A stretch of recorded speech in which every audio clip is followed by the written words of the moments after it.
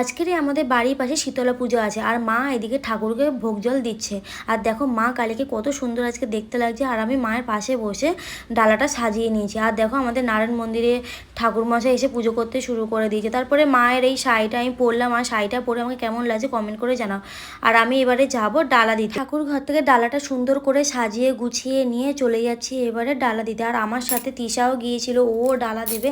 তারপর আমরা তিনজনে গিয়ে দেখি ওখানে প্রচুর লোকজন হয়েছে, সবাই এক এক করে ডালা দিচ্ছে। আর আমিও এদিকে ডালা এবারে দেবো। ডালাতে বর আর দেওরের নাম লিখে দিয়ে দিয়েছে। তারপর ঠাকুর ঘরে গিয়ে ঠাকুরকে প্রণাম করে নিলাম।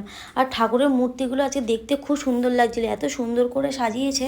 তারপরে ওখান থেকে আমরা বাড়ি চলে আসলাম, প্রচণ্ড গরম লাগছিল। তারপরে আসার পথে দেখি যে মাসিরাও ওখানে ডালা দিতে যাচ্ছে। তারপরে আমি তিশার বাড়িতে চলে গেলাম, গিয়ে ওর সাথে অনেকগুলো ভিডিও করলাম। তারপরে বিকেলবেলা আবার শাড়ি পরে ডালা দিতে চলে গেলাম। আর গিয়ে দেখি ওখানে নুট দেওয়া হচ্ছে। আর ভিডিওটা ভালো লেগে থাকলে সাবস্ক্রাইব।